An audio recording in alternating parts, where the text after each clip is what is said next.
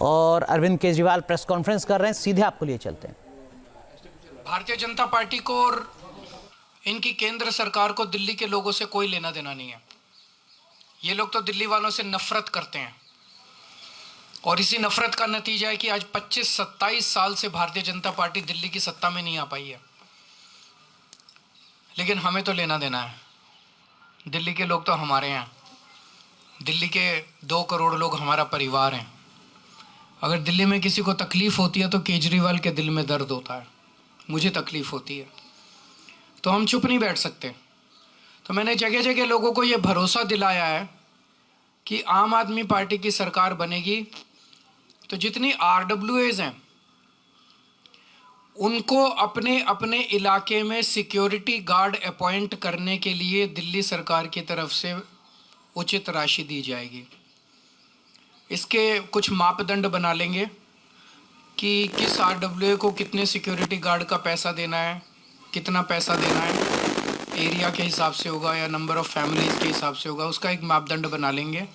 लेकिन सरकार बनने के बाद लोगों को अपने अपने इलाके के अंदर security guards, private security guards appoint करने के लिए, ताकि वो सिक्योरिटी गार्ड्स वहाँ पे लोगों को सुरक्षा प्रदान कर सकें।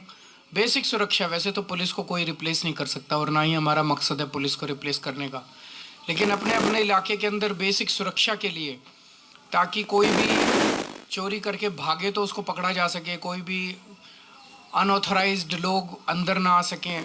इन सब चीज़ों पे कंट्रोल करने के लिए लोगों को, जैसे हमने पूरी दिल्ली में CCTV कैमरे लगवाए, अब कोई भी अपराध होता है तो उस CCTV कैमरे से उस अपराध को कंट्रोल करना आसान हो जाता है, उस अपराधी को पकड़ना आसान हो जाता है। ऐसे ही हम सिक्योरिटी गार्ड RWAs के ज़रिए उनको पैसा देके सिक्योरिटी गार्ड मुहैया कराएंगे। ये भी हमारी एक गारंटी है इस चुनाव के अंदर। अगर आपके कोई एक आध क्वेश्चन है तो बता दीजिए।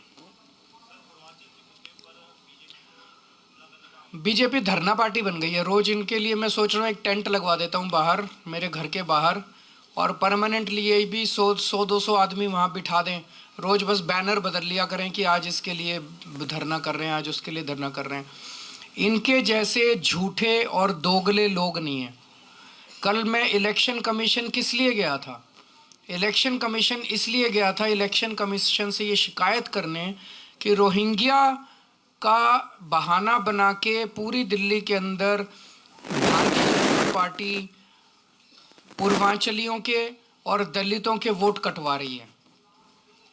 ये खुद ही JP नड्डा साहब ने संसद के अंदर कबूल किया था कि हम पूर्वांचली और रोहिंग्या का बहाना बना के पूरी दिल्ली के अंदर भारतीय जनता पार्टी पूर्वांचलियों के और दलितों के वोट कटवा रही है।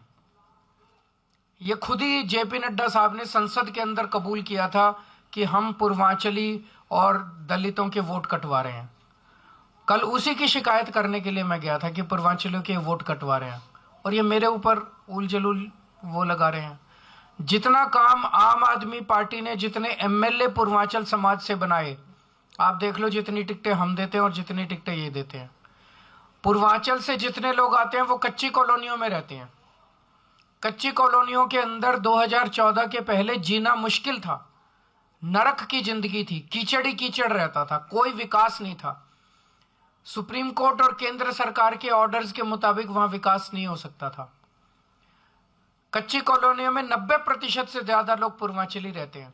मैं भारतीय जनता पार्टी से पूछना चाहता हूं, 10 साल के अंदर आपने कच्ची कॉलोनियों के लिए क्या किया? एक भी सड़क बनवाई इन्होंने? एक भी गली बनवाई इन्होंने पूर्वांचल समाज के लिए?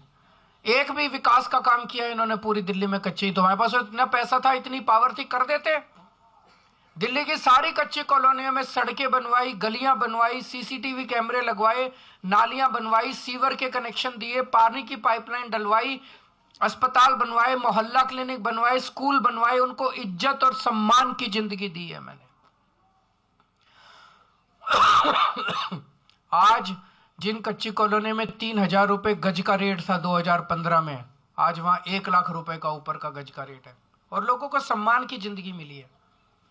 भारतीय जनता पार्टी ने क्या किया? केवल धरने प्रदर्शन करते हैं ये लोग, गंदी राजनीति करते हैं ये लोग, काम नहीं करते, काम इनसे कुछ नहीं होते।